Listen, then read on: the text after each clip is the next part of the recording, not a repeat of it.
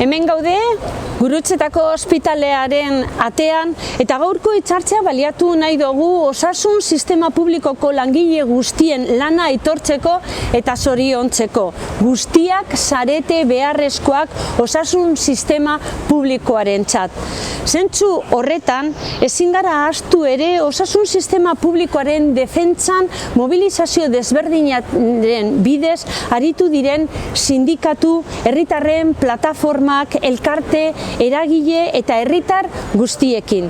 Benetan, zoriontzeko eta txalotzeko egindako lana eta izandako eskuzabaltasuna ekarpenak egiteko eta desberdintasunen gainetik guztion Osakidetzaren alde egiteagatik.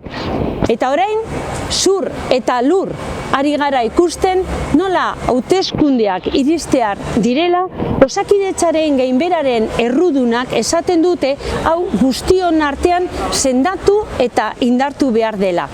Eta guk esaten dugu, orain, urtetako mesprezuaren ondoren, inposizioaren ondoren, orain dena dira promesak, baina zergaitik ez dute hori dena egin gobernuan egon direnean, nolatan sinetsuko ditugu.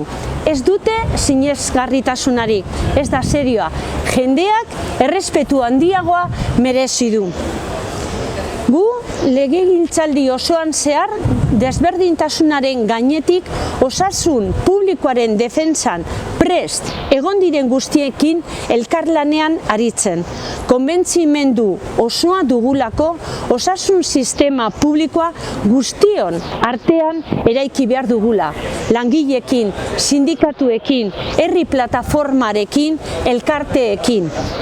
Apirilaren 21 aurrera ere, gure eguneko lanarekin bide horretan jarraitzeko prest gaituzuela adierazi nahi dizuegu.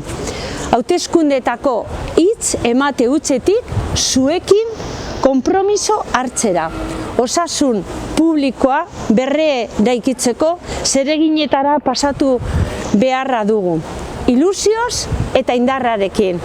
Badugu programa eta badugu ilusioa.